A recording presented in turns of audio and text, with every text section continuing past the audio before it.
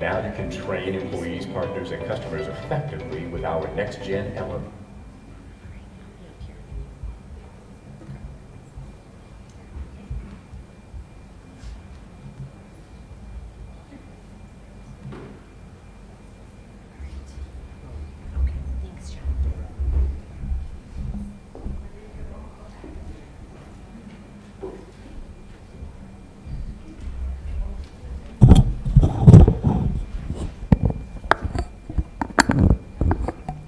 Welcome, everyone, and thank you for your patience while we get the fabulous presentation set up for you. I'm Gloria Keeley, the Assistant Vice President for Business Services in the Office of the Chief Financial Officer. And I'm glad you're here today, both in the room and on the web. Welcome to 2020. You know, as I was walking over here, I was thinking, back in the day, and most of you probably don't recognize this, there was a song that mentioned in the year 2525. When we're in 2020, I feel a little bit like that. When I was listening to that song, I could not imagine getting to 2020, and here we are. I've got a couple of announcements for you today. Many things going on. I don't have slides, so you have to listen carefully. I wanted to announce, as we make tiny improvements, sometimes we don't mention them enough, I think. And one of the first things I wanted to talk to you is an improvement that happened with iTravel actually recently in December. You should have seen an announcement go out about that. When we initiated the iTravel program some years ago, one of the barriers to use was the fact that people had to set up a separate user ID and password. That barrier has finally been removed, so now when you log into iTravel, you can do so with your university credentials. And perhaps if you talk that around in your units a little bit, maybe more people will be interested in using that as a booking tool. It's convenient and reasonable, and there's lots of resources provided by the university to help people work through those issues. So take a look at it if you haven't done so in the past. It's easier to use now as the result of the single sign-on. I saw Mr. Martini raise his head when he heard me say iTravel. Anything else on that, Jim, I should share?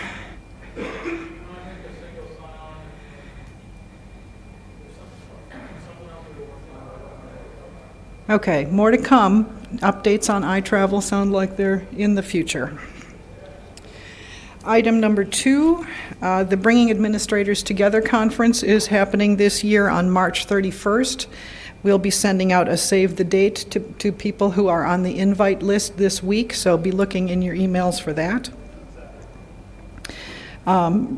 Registration will open at the end of February. We do that again through the website that we've used in the past, so be sure to go out there and register early. We've got about 1,000 invitations going out for no more than 600 seats, so get your reservation in if you're interested in attending that event. It's always been a very rewarding and interesting one in the past. I expect it to be the same this year. All right, next item. One of the things I've been wanting to talk about, because we've been in the process of creating it for almost a year, it is not quite published yet, but will be published imminently, is an annual report for what used to be the Office of Business and Financial Services. And I struggled with that a little bit to say, well, should I talk about that now since all those units are not under one umbrella? However, all those units still exist and all those units are doing good work. So I wanted to take just a few minutes today to highlight some of the things that will be in the annual report. I certainly will not read the whole thing to you because it's quite extensive, but I think it's worth noting that as we work together to achieve the university's business, there are some pretty impressive statistics around that. The first thing I wanted to note relative to the annual report is we certainly brag on some things that are not entirely done by us. We are all partners in getting the business of the university done, and I wanted to acknowledge that right up front, that I know that we work together on a regular basis to make sure the university's work happens, that you all do much, much more right on the ground with your units in terms of supporting that effort, and that we work with others in the system offices as well to make sure all that work gets accomplished. So I wanted to acknowledge everybody who contributed to that. But we framed the annual report in terms of who we serve. And so while we serve one another, is how I consider my work to be. One of the things I've always worked with my units on is how do we interact with one another? What I like us to be is one another's solution. And that's the frame that I have used in terms of the decision-making process and my prioritization efforts. How can I do things to help be your solution? And so if I miss on that focus, you call me on it, because that's really what I want to achieve. We do that in the same way centrally, and so we want to be student solution. I'm going to focus today on student financial services and cashier operations. It's a pretty amazing statistic. I know that they deal with a lot of customer inquiries, but the report tells us that they had 134,043 customer interactions last year. That's about 400 a business day, which is a pretty impressive number. And while some of those are not face-to-face, many of them are, some of them are on the phone, there are many methods, but it's a pretty interesting number. They are also collecting statistics around approval rates, and as of last month, they receive an 89% approval rating by their customers, saying that the interactions are with knowledgeable staff and friendly. So that's really a good thing. In terms of faculty and staff, I'm sure you are aware that University Payroll and Benefits serves about 20,000 benefit-eligible employees, and that there are 3,600 foreign national tax appointments, so that's a one-on-one assistance to our foreign national faculty and students to help them with their payroll issues. Let's see, institution-wide, an interesting statistic to me, and one that you may not know, is that at the system level, the university purchases utilities. And so there were about $37.8 million worth of utility, gas, electric, et cetera, provided last year. And the unit that manages those procurements saved about $3 million for the university. There were also 4,500 contracts filed on behalf of the system in the Contract Services Office. We also work as capital construction delivery partners, and many of those initiatives picked up over the last year or so.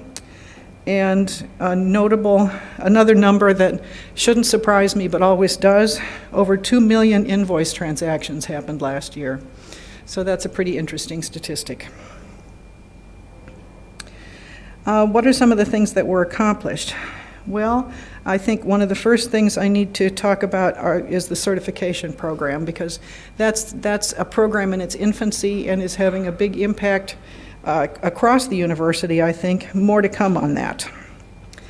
The expansion of P3, so public-private partnership capital initiatives, that's been a big focus for the real estate offices, and some great new initiatives started on that in FY19. As well as I wanted to mention the touchpoint phone implementation. That's been implemented in university payables and university student financial services and cashier operations to great success. I think we're going to do more of that, but it's one of the things that allow people to manage the volume of support calls that come in. So, from what did we do to what are we looking forward to? More in the certification programs area, and I wanted to say that there are going to be have been and will be some major changes to the Business Administrator Certification Program. We had a great and successful first cohort, and one of the changes that's going to happen for cohort number 3 coming up will be that the name is changing. So. How do you like this for alphabet soup? We're changing from BACP to CBAP. And the name going forward will be Certified Business Administrator Path. So why are we doing that? Well, because we are taking a look more broadly at the whole structure of the certification programs, and we are looking at certification programs tying together into what we're calling learning paths. Why are we doing that? Because the outcome is one of those dreams of mine that we will at some point, with a group of folks who have received the required certification path accomplishments, will become delegated agents, which give them the opportunity to do additional privileges in terms of the work that may not have to be as reviewed, may not have to be may have special system privileges that allow you to do additional things. You can see that from my context now, we don't have a clearly defined program on this yet, but it is something that over the next year we're going to try and structure and get more information out to you. Relative to the Certified Business Administrator path, be expecting applications for the cohort number 3 to come in February. So I think on February 24th, the plan is that an announcement will go out to people that it's time to register for that cohort. The applications will be due before spring break, and applicants will be notified of their acceptance into the program during the month of April. Just as a reminder, this is a 9-session program, 1 day a week for 9 months that start in September. And there are assessments, both pre and post sessions. So expect that there is some pretty significant commitment, also probably some preparation before you attend a session. So it's not just come sit in class for a day. It is a commitment of time, and I want you all to be aware of that. But what we've heard from cohort 1 is that the time is worth it. We are also hearing very good things from cohort 2, so I would encourage you to look closely at this program. Another thing that is going to be a focus for us in the next year is the idea of putting more financial dashboards in front of you. Dr. Ghosh is very eager to develop in this area in the management decision-making kind of realm of information. He and all of us, I think, agree that we have a tremendous amount of information at our fingertips, but a lot of it is not presented in a way that allows you to use it in your decision-making processes. So expect us to be coming out and chatting with you this year to understand what your needs are. You know, if only I had something. I'll be coming around to ask those questions, as will others. Another thing is that we are focusing on updating and improving our online resources. As I said, the Office of Business and Financial Services probably doesn't exist as, well, surely doesn't exist as an entity anymore. So we have the OBFS website that we need to address in terms of that structure. That doesn't mean that the information is going away. What it does mean is that it's going to give us an opportunity to take a look at the material as it's presented today and make some improvements around content, as we are also changing the face of it a little bit. So again, expect us to be coming out and talking to you about the kind of questions that say, how do you use the website today? What kind of things are good about it? What would you change? How easy is it for you to find information? And all those questions that an information architect knows about, but I don't. So that's more to come on that. Policy manual changes, be expecting to see some of those. We're exploring website chatbots for customer support. USFSCO is going to be taking a look at those later in the spring, and also taking a look at the existing knowledge base to see if there's more information we can provide to you there so you can do self-service. So all of that's coming up.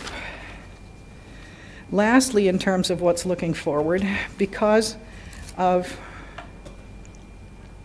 a stronger partnership now with the Office of Business Development Services and the Contract Services Office in Chicago and Urbana-Champaign respectively, expect some process improvements to happen this year in the area of revenue generating and no funds contract processing.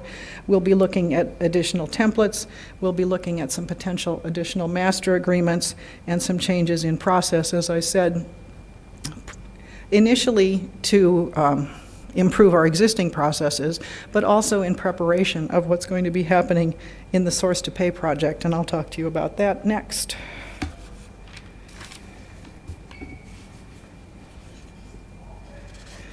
Okay, so what is happening in Source to Pay? Oh, I've done what I always do to myself. Oop, I beg your pardon. Here we go. Source to Pay.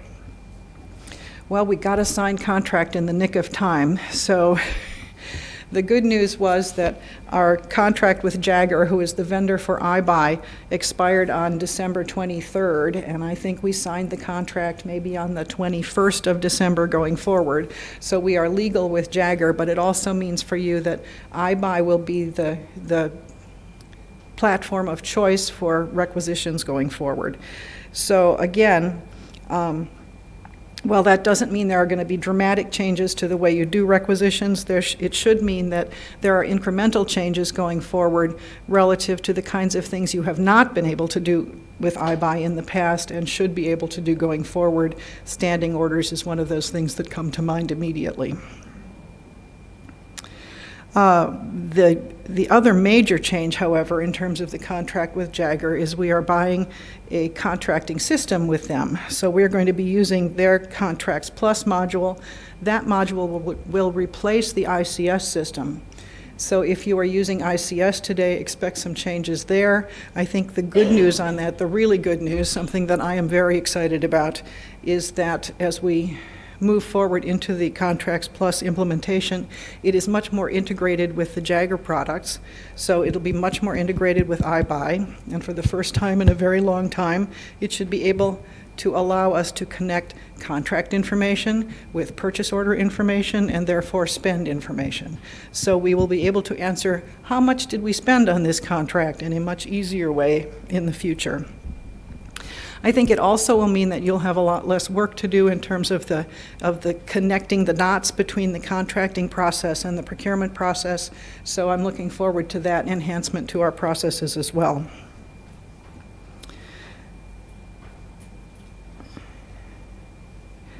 On the TEM side of the house, we are continuing to do research on the TEM product itself. We had a series of successful customer advisory groups in November, and I wanted to share with you some of the things that we found out from those groups. Generally, everyone's at the group supported exploration of what's on the market to meet our needs. So in response to that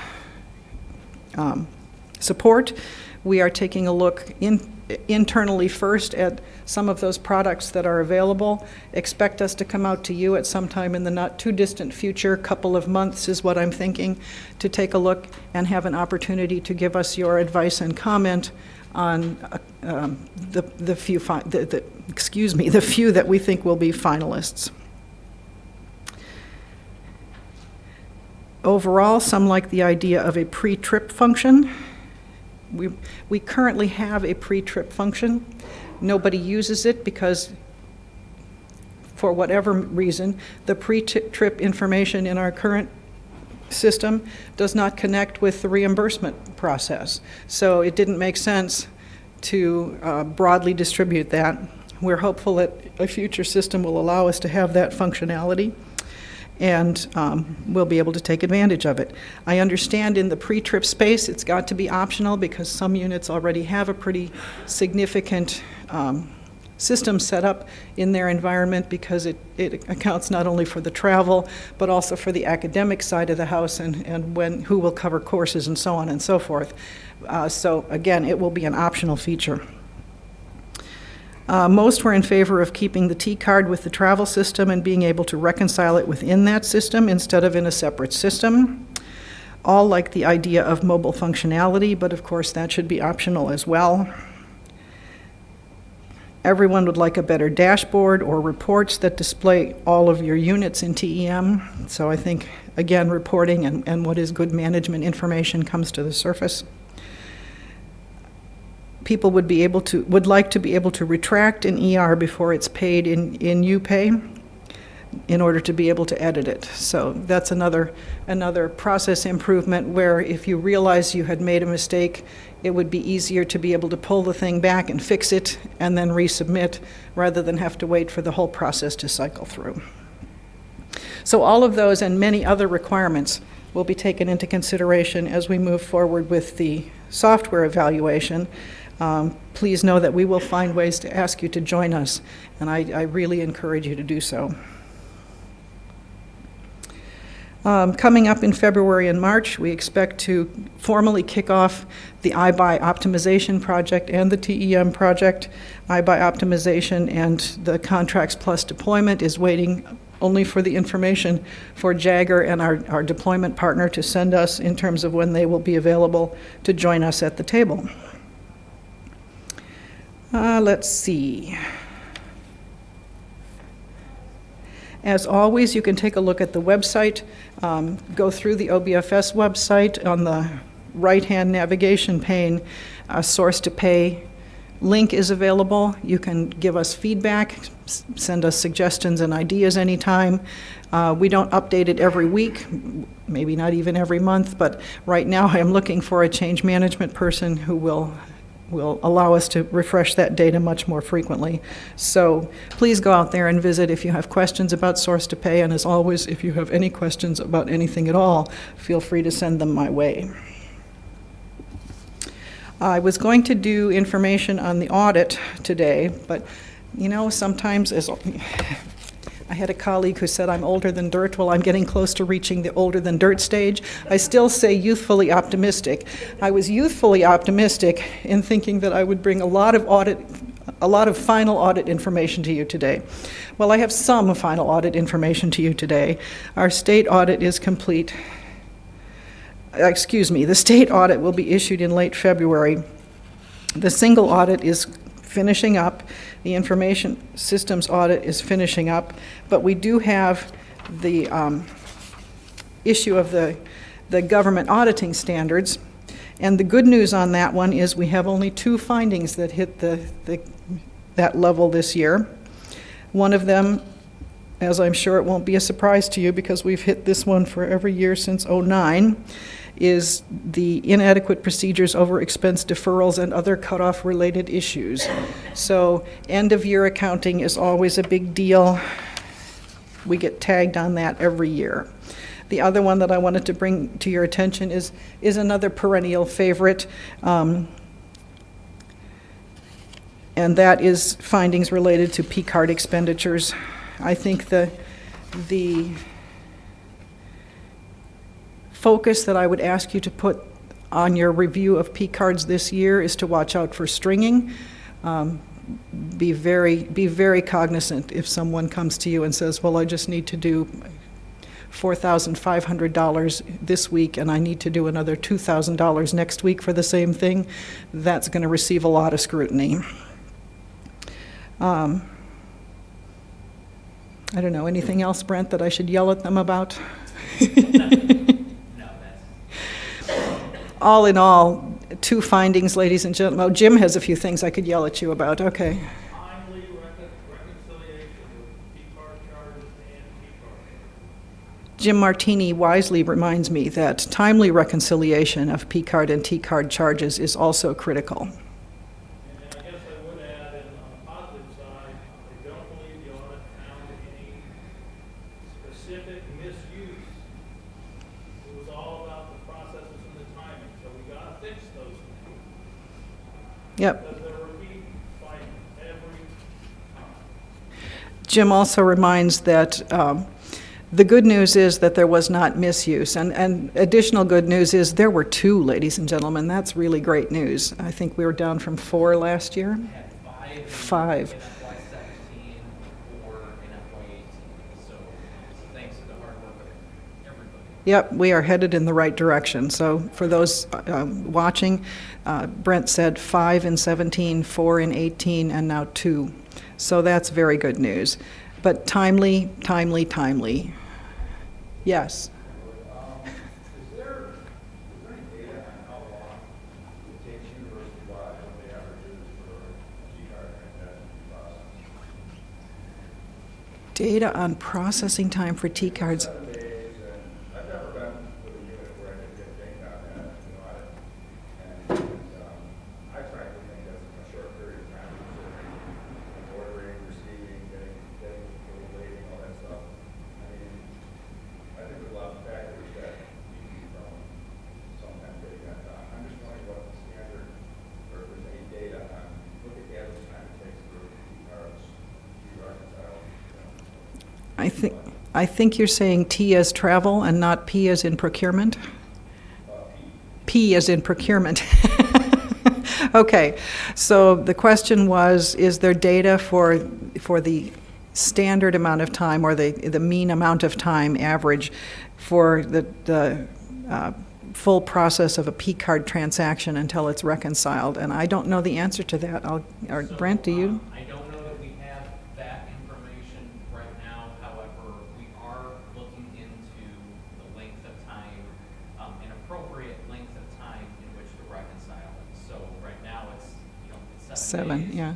But, we're actually looking at that, seeing what our Big Ten peers are doing. So that is something that we're actively looking at. So Brent, Rasmus reports that we are actively looking at what our peers are doing in terms of the allowable length of time to get a transaction reconciled. And so I expect as part of that, there will be some data collection and analysis as well. So we'll come back to you on that. All right, that was it for me today. Any questions for me while we're here? Thank you very much. And Dana LeBreau will now come up and give an update on policy.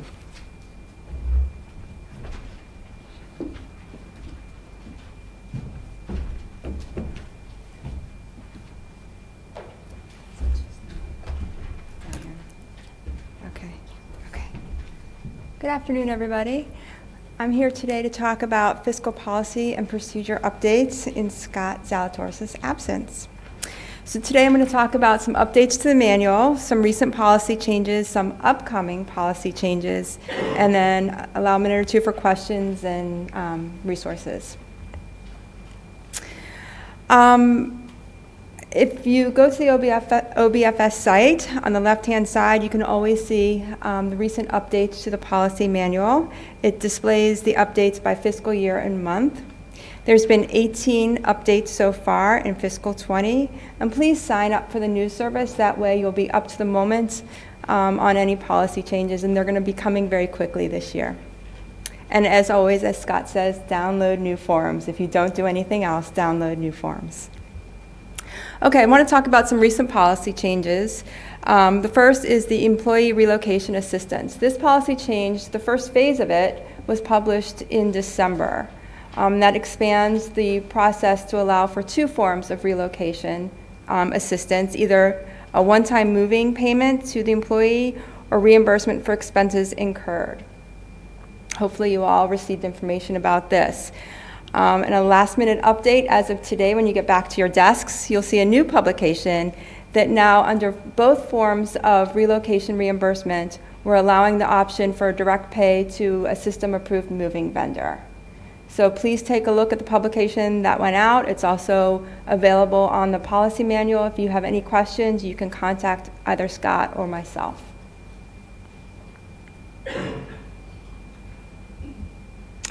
Another recent policy change, this was published as of January 15th, was Section 13 for accounting.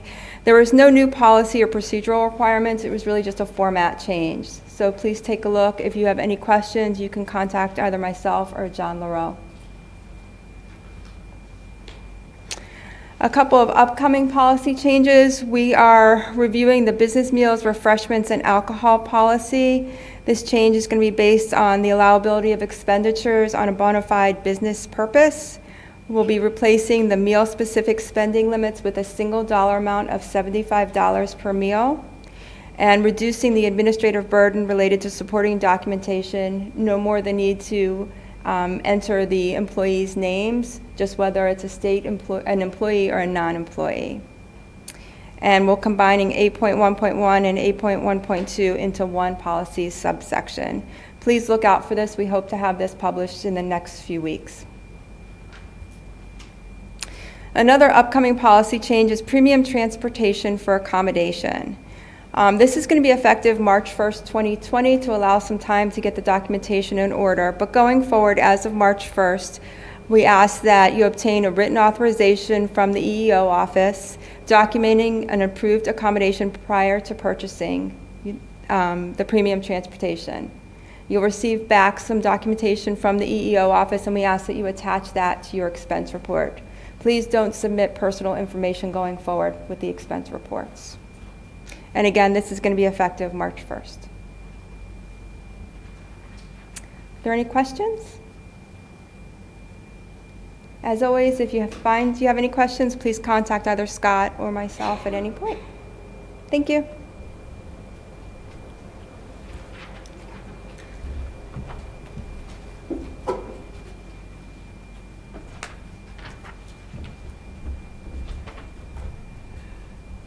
Vernell Hammonds is here with us from the Office of Procurement Diversity.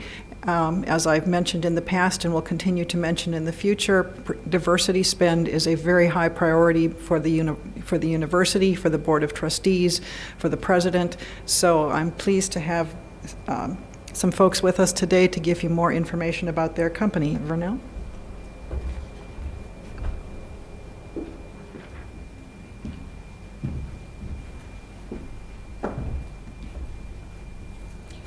Thank you, Gloria, for that. As mentioned, I am Vernell Hammonds. I am with the Office of Procurement Diversity. I'm a Supplier Diversity Coordinator. And as you know, we are here to support and promote the utilization of diverse businesses here at the university. Today, I would like to present to you KFA. They are an information technology consulting and service firm that was founded in 1993. Our office first met with Terrence and Quintella of KFA in June of 2019. We shared with them some insight on doing business with the University of Illinois and possible avenues to success. From that meeting and various other conversations, KFA has made success. They are currently on a $3 million contract with the Illinois Public Higher Education Cooperative, IPEC, delivering their virtual mentor application. So I will let them explain to you what that is, and without further ado, KFA.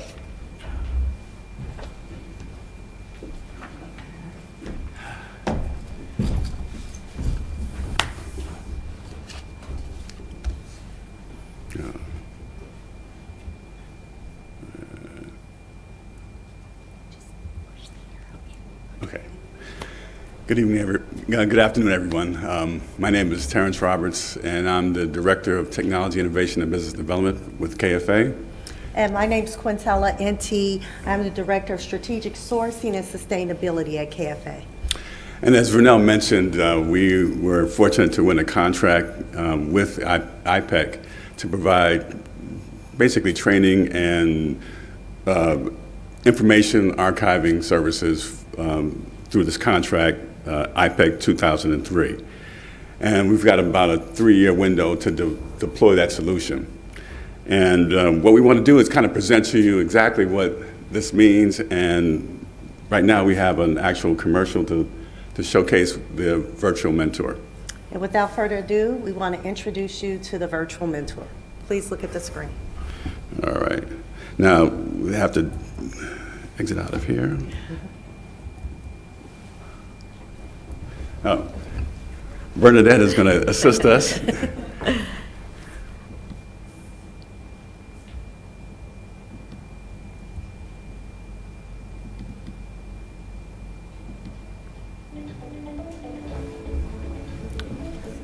Having knowledgeable and experienced leadership is an important asset to have. Having knowledgeable and experienced leadership is an important asset to have for any organization. So what do you do when those valuable assets begin retiring? How do you replace experienced subject matter experts when the available workforce consists mainly of inexperienced millennials? Did you know that 10,000 baby boomers reach retirement age every day? As more baby boomers retire, there are fewer experienced replacement workers to take over. This has caused a huge knowledge gap. By 2030, millennials will make up 75% of the workforce. Those new hires used to replace the retiring subject matter experts are at a disadvantage by not having an opportunity to transition with those subject matter experts. Now you can train employees, partners, and customers effectively with our next-gen LMS. By using our solution, you will discover that we deliver an enhanced and enjoyable learning experience for your staff. Content can be stored in our LMS and easily accessible via our dashboard, and you can track learner performance with top-flight analytics. To help new staff transition into their roles within your organization, KFA created the Virtual Mentor. The Virtual Mentor is a learning solution that takes a specific role within any organization and provides a detailed view of how that role operates. This investigative look into each role is provided by a subject matter expert. Using the latest instructional design techniques and e-learning tools, the Virtual Mentor is designed in a manner that engages its viewer with good storytelling and state-of-the-art visualization of information. The Virtual Mentor also leverages interactive features and learning challenges to help knowledge retention. With the Virtual Mentor, new staff can now learn from the best in each role within their organization and keep referring to them when needed. All right. Thank you for choosing KFA. Having knowledgeable and experienced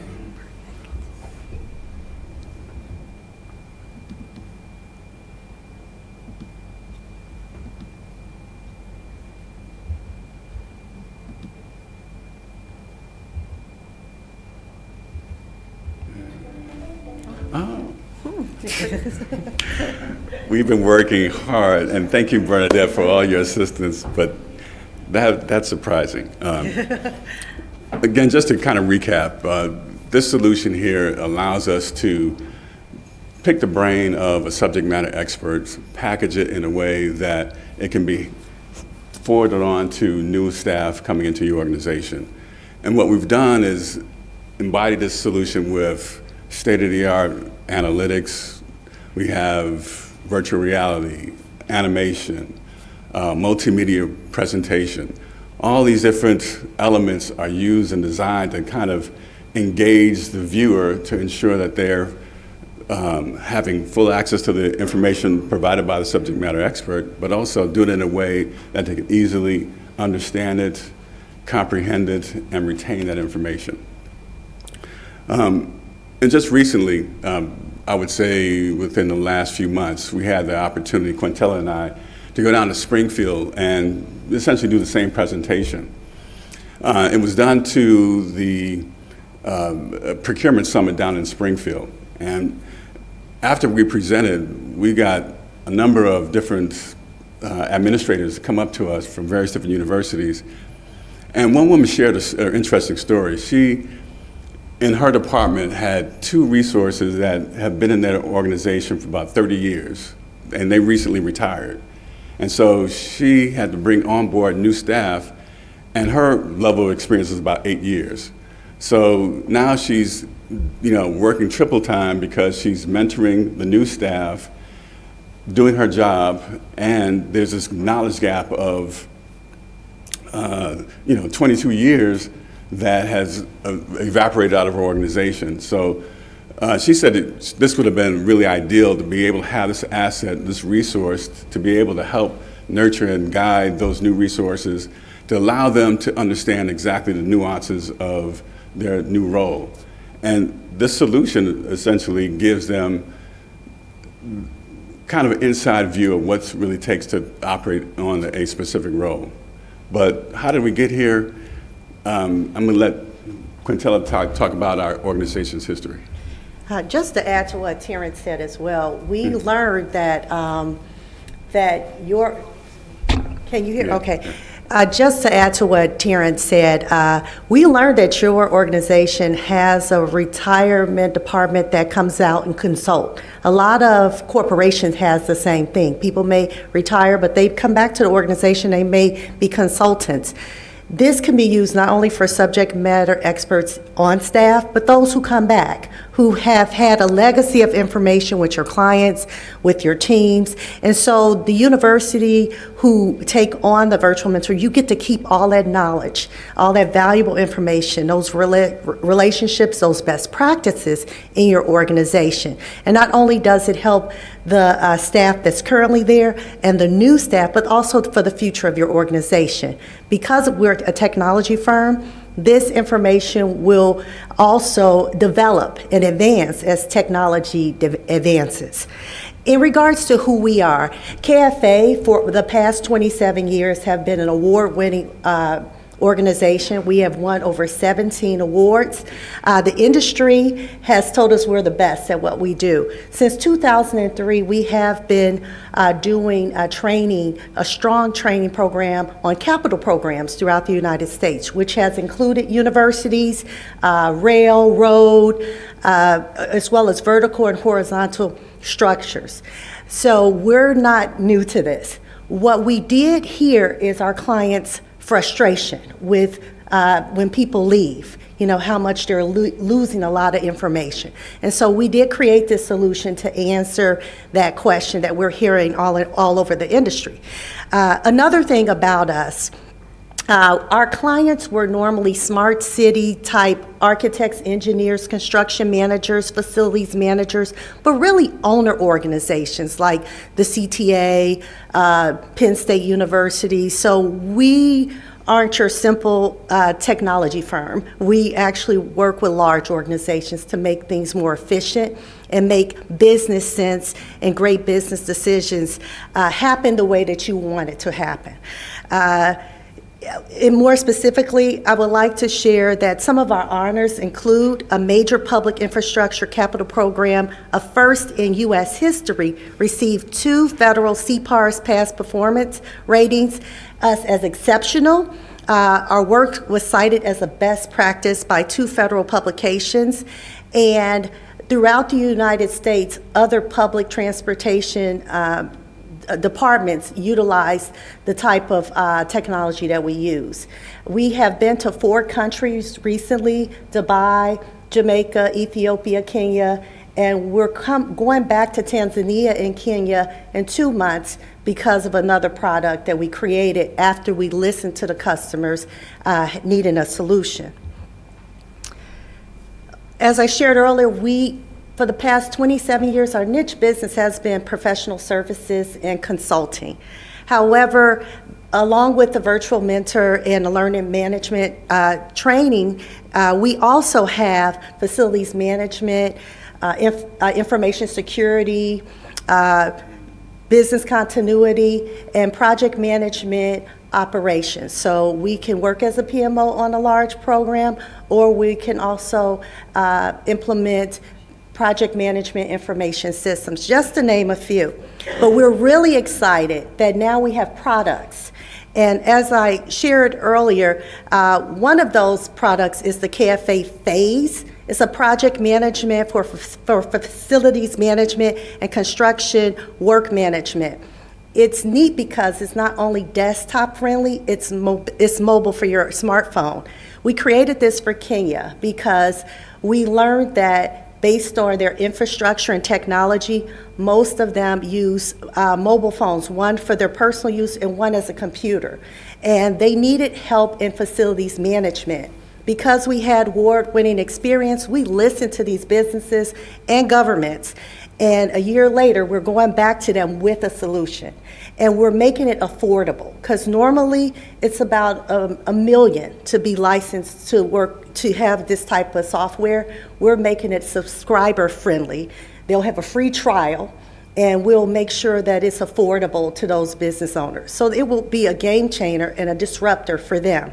The other item that we offer, and when I heard you talk about earlier procurement, I was thinking, wow, this product will be good for you.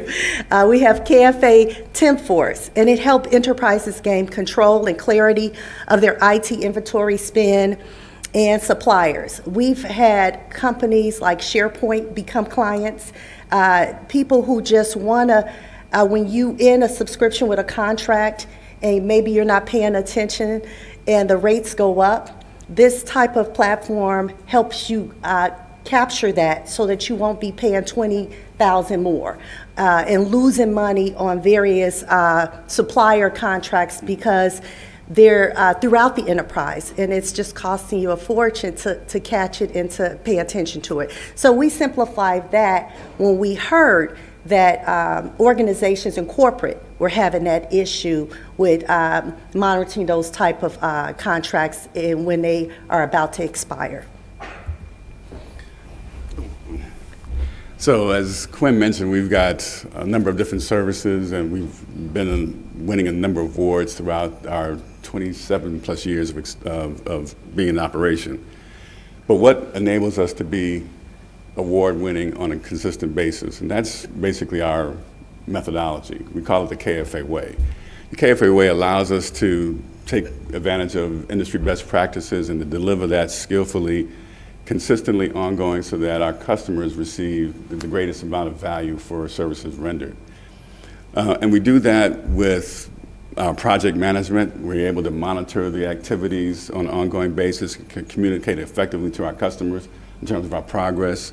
We use business analysis techniques to make sure that we capture effectively the requirements and understand the scope and the pain of our customers, and making sure that we document that effectively so that when we flip the next team, being whether our developers or our additional consultants, they have the adequate information necessary to provide some remediation. And then we kind of bundle that all up with our technical support. We have an excellent support team that develop a lot of the training content that we have currently. And we also have a great help desk. So our combination of all these core skill sets allows us to, again, remain valuable to our customers and, again, be able to provide at a high level consistently. And who we've done this for, this is just a snapshot of some of the organizations. We've done higher education organizations in the past.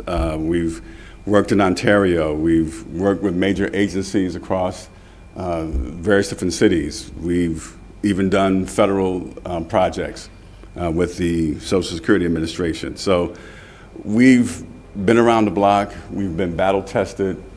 We understand how to deliver solutions consistently and effectively. And we believe that given the opportunity here, that we can provide the same level of quality services for your organizations and your departments. And we welcome the opportunity to hear from you and understand your challenges so that we can, again, adjust and control and contain this application, to customize the application to meet your needs. I wanted to add just one more thing. Oftentimes, an organization may engage a software, and then all of you are stuck with it. You got to learn how to use it. I think the beauty of what we bring is once we're experts in implementation, but also training and making it customizable for your business so it can make sense. And we don't leave you if you want us there. Like if you do want more support, we stay with CTA for 17 years. They won 6 awards based on our work. And that's where some of the federal papers that wrote about our best practices came from. So it's up to you as a department, what you need from us. But we will update the technology because we're always looking ahead because we're an innovative firm. And so our hope is to make it useful for you, but also make your job every day more efficient. Okay. Do you have any questions for us? Oh, we have, oh. Okay. I couldn't hear your question. How do you actually get the information? How do we, yeah, so it's, the question was, how do we obtain the information to actually put into our solution? And essentially, we have our business analysts and instructional designers meet with the subject matter expert, and we interview them, and we're looking at your business process, your best practices, your problems and challenges, and we collect all that information, and we essentially create reference points within our application. We also have what we call knowledge checks and quizzes and so forth to ensure that the viewer has the opportunity to retain that information. This is a way to really look at training a little bit differently and onboarding differently. When we look at, we can create an application or training module for Microsoft Word and kind of teach you how to, create a paragraph and do font changes and so on. The issue, I think, or the value proposition is, how do you provide context when to use that application? If you're using a spreadsheet, when is the right time to use that? When is the business challenges that you're having, and how do you leverage the tools around you within your workspace effectively? And a person who's been in that position for, again, deemed as your subject matter expert, will have all those pearls of wisdom and available for us to use and capture in this application. So we want to take that, give you context, so that when you walk into this position, now you have access to that information. And because we're making this interactive, we think this is going to be a very interesting, engaging tool, something that they can refer to on an ongoing basis and not just be a one-off and one and done. So we think that's one of the strong points to the solution. Thank you. And what we found, even in our organization, because we have, like many companies, five generations in the workforce right now. And what we found is some of the mature and the subject matter experts, they are happy to give that information to the new millennials that we have coming in. And what we like about the millennials, they love technology. They grew up on it, they're excited about it. And so our seasoned veterans, they don't feel threatened. They feel happy to help have more of a team coming in, working cohesively the way that they, how the organization and the culture works. And so we found it to be successful in-house, but then also it's what clients say they want. Sometimes the subject matter expert is on a project. They're unavailable. But with technology now, you could still service your client or customer by going to the repository of information that we created for your department.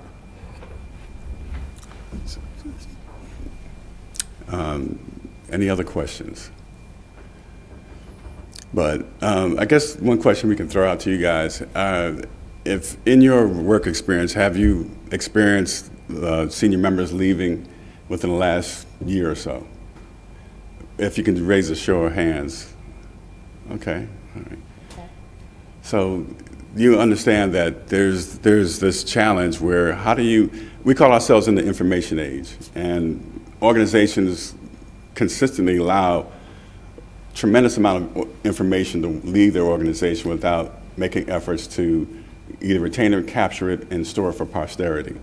So this is just our way of waking up the organization to say, if we're in an information age, value your information, value your staff, be able to take the advantage of this application, the solution, package your information, and then share it. If you have best practices should be distributed across your organization. This is a repository of best practices. This is a repository that helps improve efficiency, allows you to become more effective, and again, it's about that competitive advantage. How do you consistently remain at the forefront of your competitors when you're losing some of your senior members? So this is a way for organizations to take advantage of a way of stockpiling best practices and then sharing it throughout the organization. I have another question. How many of you have lost in the past 5 years some of your subject matter experts? Maybe it wasn't to retirement, but to a competitor. Has anyone lost it? Okay. Because we found that millennials, they don't stay 30 years. They leave. And some of them could be your disruptors and great technologists or great, information people, and you're losing that as well. So we don't see this only for the retiree that's leaving. We see it for your best of the best that your competitors might be trying to recruit. And I think that I also wanted to ask, how many of you have lost both? Oh, I'm sorry. You raised your hand twice, sir. You lost someone who retired or subject matter expert. Yes. So how has that impacted your department? Keeps us busy. Keeps you busy. So do you think you have a lot of extra work now that you've lost those people? I don't know that it's so much extra, but it's a parallel. It's always we've gotten to the point where we're populating empty seats now. We had some difficulty doing 2 years ago. But people have left, expertise has left, but the other side of the coin is things have changed. So some of that expertise, the people that were subject matter experts 5 years ago, maybe not so much anymore. Technology changes, so keeping staff effectively is a big challenge. Right. And I think that's a great point, because whether they're here, like I said, 5 years or for 30 years, there's something about it, because you're a sustaining university. There's wisdom, there's knowledge. This is a place of education where some of that information is important for different challenges, because you never know when you're going to need it. But to have it in-house and a part of your organization, you can always refer to it. And so thank you for sharing. Is there anyone else who would like to share, or if you have a question for us at all? Okay, well, in the back, we do have handouts. We weren't sure how many people would be here, but we do have handouts, and we also have our business cards. We would love to engage you directly and learn more about what your department needs. We believe innovation, automation, it's not going anywhere. Technology is here, and we want to make your jobs easier. And we have found that it's making our own internal organization and other customers' offices just much more efficient. And so we want to thank you for having us today. Thank you.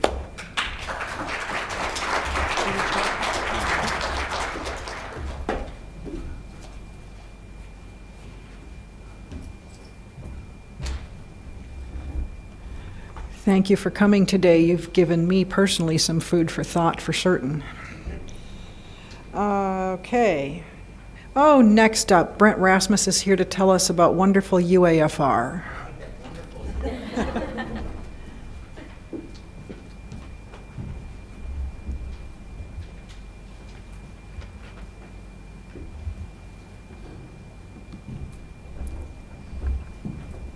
Good afternoon, everybody. So my name is Brent Rasmus. I'm the controller for the University of Illinois system, and I'm essentially the unit head for university accounting and financial reporting. And I'm really here to share a little bit more about our organization. The agenda here is pretty self-explanatory. I really want to explain why does the university need UAFR, so I kind of want to explain the purpose. I want to go over our organizational structure, most importantly, how UAFR can help you, and how you can help us too, and how to contact us. So at a high level, here is what I would say the purpose of UAFR. So we're responsible for the accounting infrastructure that is needed for many reporting needs. So as a state agency, there's so much financial information that we have to collect and report on. There's federal requirements, and of course, there's internal reporting requirements as well. So the accounting infrastructure and related policies have to accommodate all of those needs. So that's a big responsibility for UAFR. We provide assistance and training to those who need it.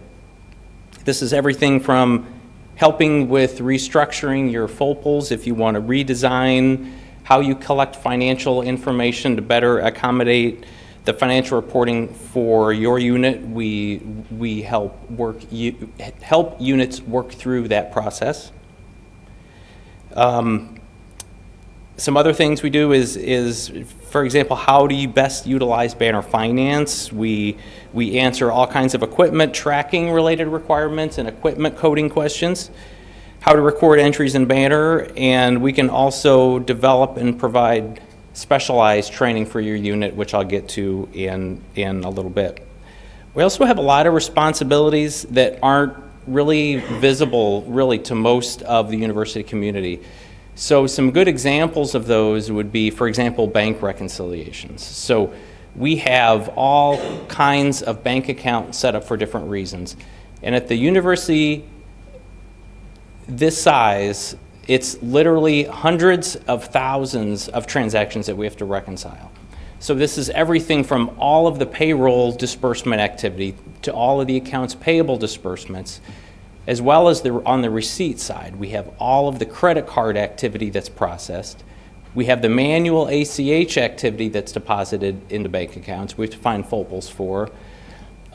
Just a whole host of bank reconciliations.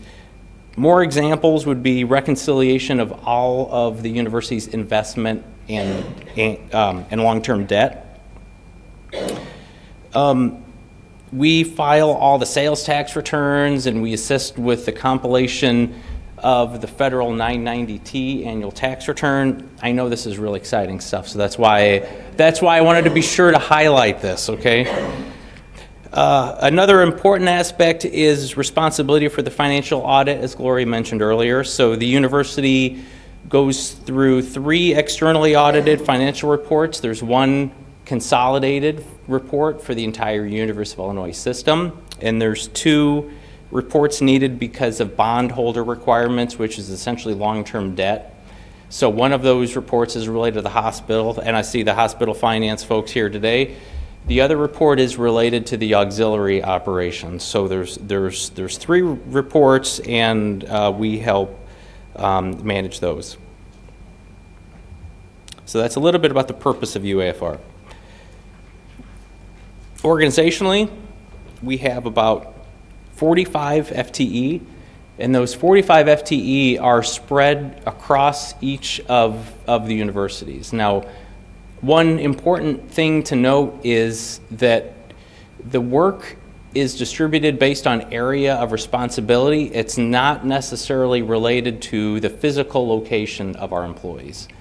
So, for example, we have staff located in Champaign that help to service Springfield and Chicago. So it really doesn't matter where we're physically located. We are really servicing the entire organizationally, regardless of where people are at. We're split into 3 main areas. So the accounting services group, they work more with the operational accounting issues, so making sure the general ledger's in balance, helping to develop operational accounting policies, and performing the bank reconciliations that I mentioned earlier are some examples. Financial reporting and administrative accounting, this manages most of our external financial reporting. It reconciles the investments and debt, performs the unclaimed property tracking that we have to do per state requirements, and also performs the budget function for the system offices. Our property accounting group maintains the systems for tracking of equipment and calculates the annual depreciation and maintains the surplus warehouses. So I know you guys can't see this, but I intentionally included this because of the fact that the PowerPoint would be sent out. Or our organizational chart is also on the OBFS website, but I intentionally wanted to add that. So a few highlights real quick is that Janet Ford is our assistant controller in the upper left-hand corner there. She oversees Phil McCarthy in the financial reporting team, as well as Jeff Weaver, who works with property accounting and tracking of equipment. On the other side of the org chart is Kim Coventry and John LaRoe. They are both directors. They report to me and are responsible for certain areas within accounting services, again, dealing more with the more operational accounting issues. So how can UAFR help you? And in a nutshell, I would kind of summarize it that it's essentially anything accounting related. So if you have any accounting related questions, we even get non-accounting related questions. You can certainly direct them to us. We can help you find answers.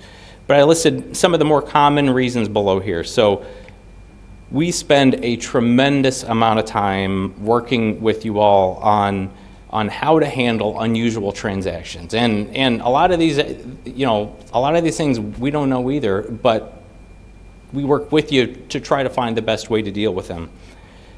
And for a university this size, and knowing there's a lot of gray areas, it's just an area that we do spend a tremendous amount of time on. We have lots of standard training offerings, so sessions, how to use Banner Finance, how to generate the standard finance reports. But we can also help design specialized training for your college or unit. So for example, if your staff, if you think that additional training needs in a certain accounting related area, give us a call. We'd be happy to work with you to design something specifically to meet your needs. And of course, we help with all kinds of equipment coding and different related issues related to tracking of equipment. Of course, we help with focal questions and again, helping to redesign your focal structure so you can more easily track the type of information that you need to track. We help with interpretation of accounting policies and explain fiscal year-end requirements. We have a tremendous amount of reference materials on our website. So, and I'd like to walk through what some of these are and to give some examples. So we have FAQs. We have rogue FOPL reports. So if there's a FOPL combination and that combination of the fund or program is not one that you'd typically expect based on the fund type and the department code that's used on the org and program segment, it's going to show up on this report. These are already prepared reports. They're in Excel. You don't have to run anything. You just go to the website, click the link, and it's right there. You can filter it by the org code, see everything for your units. So that's one example. Another example is unused FOPLs. So if for example, if there's a gift fund within your unit that hasn't been used in 2 years, it's going to show up on this report. And I'm not kidding, we have units who have found this report and said, I didn't even know I had this gift fund. So if you're looking for more money, go to our website, look at these unused FOPL reports, filter on your unit, and good luck to you. So, but another example is if you want to reduce your number of FOPLs, you have too many FOPLs to manage and you don't want to reconcile all of them. If they haven't been used in a couple years, do you still need them? Can they be terminated? So it's going to reduce the amount of work for you going forward. So anyway, those are some examples of some information that we have on our website. Whoops. Oh, did I flip forward? I'm sorry. Gosh, I wish you guys would have told me. I'm so sorry. I was talking on the wrong slide. So anyway, UAFR needs help from you. So yeah, I mean, we need your feedback on new proposed accounting policies. We look at all the feedback that's given for every one of those. So we read every one of those. If there are new policies that are accounting related, please comment, because your input's obviously important. You or your staff may have received notices for failed journal vouchers in the past, and we need your help to correct those and resubmit them. Resolution of new equipment records in Fab Web. Another thing that we're doing more of is explaining variances in revenues and expenses, and we perform this during the year. And so the idea is that if we perform a variance analysis and identify fluctuations that haven't happened in the past, it could be an indicator of an error. Not that it is, but it could be. But those things we want to research in advance of the audit. So we're trying to do more of that. So you may hear us with some questions related to that. And I bet almost everyone in this room has been contacted at some point related to the audits. If you haven't, you're either new to the university or you are the luckiest person alive, so buy a lottery ticket. But with the sample sizes that we receive and the number of audits that happen, my guess is you've heard from one of us related to an audit issue. So a big thanks to everybody for getting back to us quickly for those. I can't tell you how important that is. In order for the audits to stay on track, we need responses quickly, so really appreciate everybody's help with that. Everybody's done a really good job. Gosh, dang it, I hit it again, didn't I? I keep touching something. Okay. Well, anyway, that's essentially it. So we are really easy to get a hold of. Our phone numbers are really easy to find. Another way to get a hold of us is our Who to Ask list. So again, our areas of responsibility are kind of person specific. So if you call one person in UAFR, we're highly specialized, so that person might not be able to help you with all of your questions. So if you don't know who to ask for a particular topic, this website is really going to help you. So I just wanted to make sure that everybody was aware of that. And these links are really just some important reminders I just wanted to throw out there. Again, the FAQs I think is something that we could advertise more. So that's what we're doing here, as well as the equipment management website that Jeff Weaver developed. So that's, I guess, just a reminder. But that's essentially all I wanted to share. I see it's only 2:15. I can go for 15 more minutes if anybody would like. That's a joke. Does anybody have any questions for me? Okay, thank you.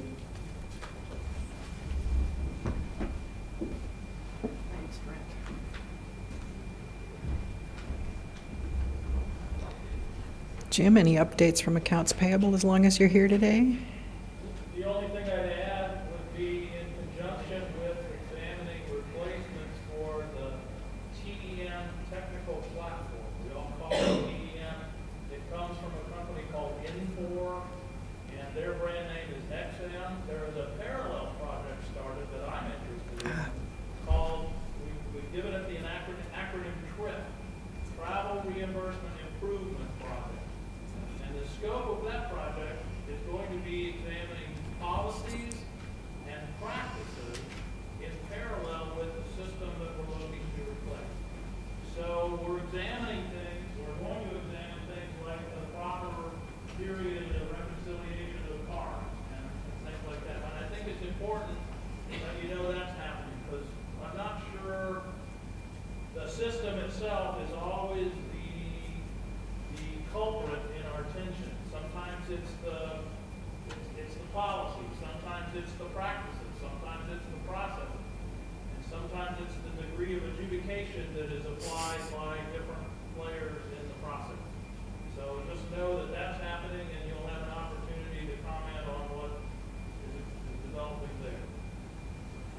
Thanks. For those of you who may not have heard Jim, go to the Source to Pay website and look for information about TRIP, the Travel Reimbursement Improvement Process, which is a parallel project to the TEM software analysis project. Anyone else with any comments or questions? Thank you for your time today. I hope we were able to give you some new information. We'll see you in February.